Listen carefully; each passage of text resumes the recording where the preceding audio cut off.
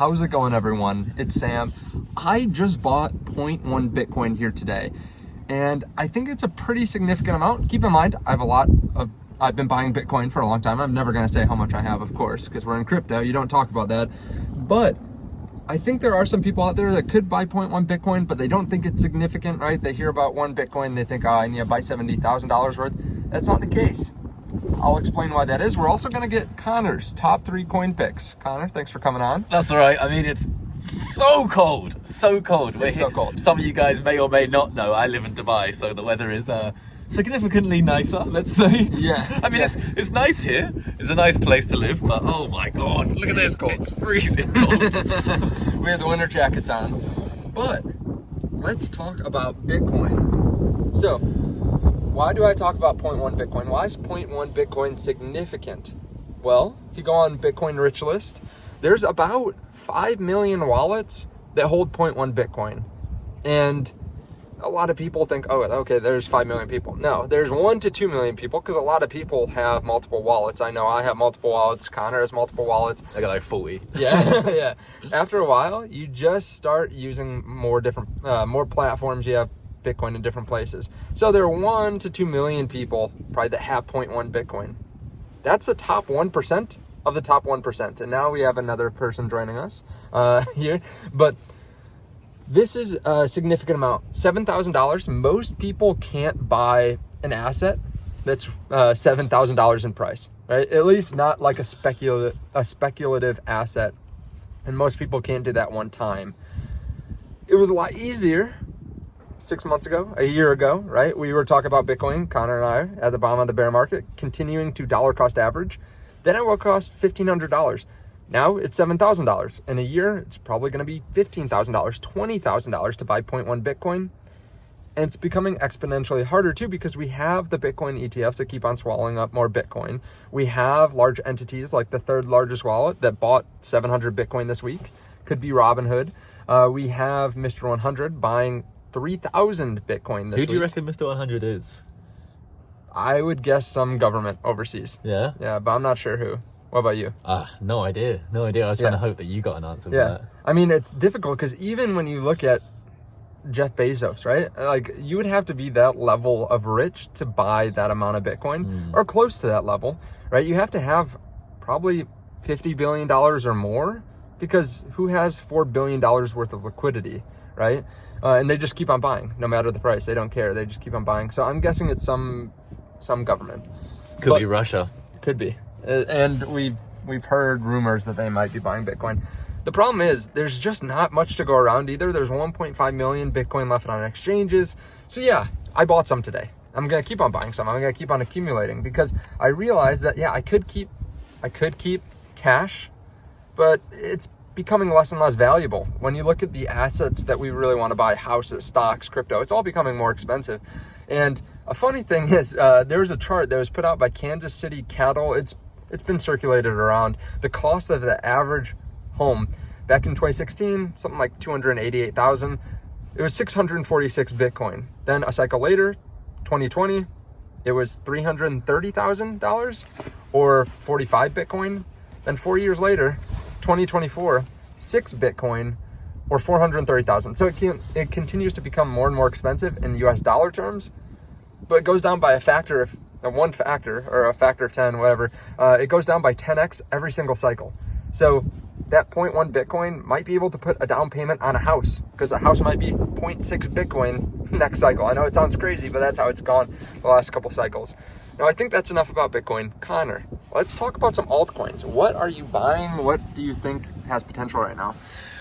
Well, I think buying's a little bit hard. I haven't bought anything today like you have, but I think one thing that's happening today, we have Solana with essentially another outage. It's down, what are they doing? Like 75% of the transactions are failing. Yeah. And every other time, now I'm not telling you to go out and buy Solana right now, but every other time this pretty much exact same scenario has happened, Solana has gone down and it's turned out to be a perfect buying opportunity. Now, I haven't bought Solana for my spot bag because I'm already heavily weighed in Solana, because I bought it at about $20. But I did open a leveraged long position just today in hopes that it does bounce. You can also add in stop losses there, so you make sure you protect your downside.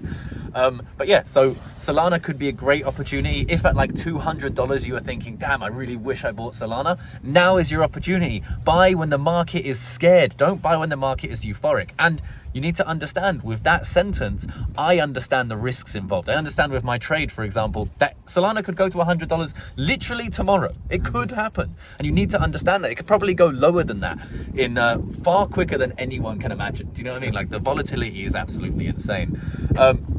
Bitcoin as well, we have a pullback from where it was. It was plus 70, now it's what, mid 60s. Yeah. So Bitcoin's a great opportunity, but I'm not going to bore you with that. I think personally, Ethereum is a great opportunity. That's going to be my question. Yeah. A lot of people hate Ethereum. It's like, you know what reminds me of Ethereum? Tesla.